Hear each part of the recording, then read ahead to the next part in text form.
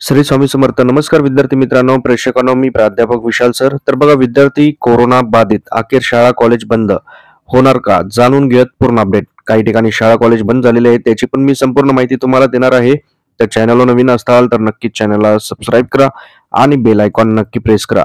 त्याचप्रमाणे वेळोवेळी अपडेटसाठी nanafoundation.in या वेबसाईटला गुगलवर सर्च करा. 10वी-12वीच्या सर्व नोट्स, सरकारी योजना, 10वी-12वी सरकारी नोकरी याची माहिती भेटेल.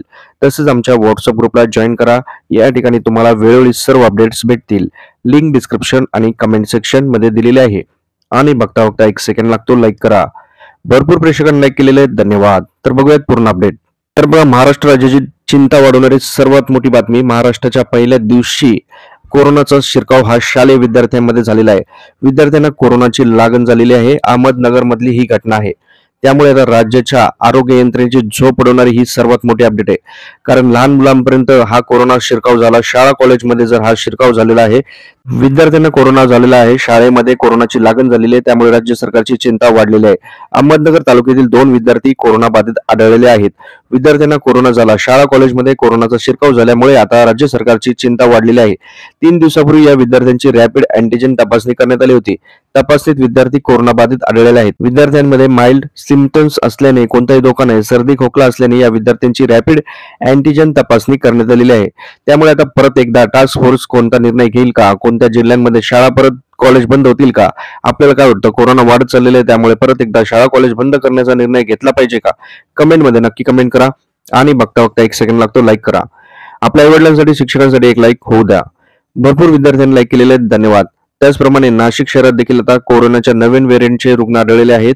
जवळपास नाशिक शहरामध्ये नव्या व्हेरियंटचे 3 रुग्ण आढळले. त्यावर खासगी रुग्णालयात उपचार आहेत आणि 2 जण होम क्वारंटाईन आहेत. इतर 200 जणांच्या रॅपिड अँटीजेन चाचण्या निगेटिव्ह आलेल्या आहेत. नव्या वर्षाच्या पूर्वसंध्येला कोरोनाचे रुग्ण आढळलेले आहेत.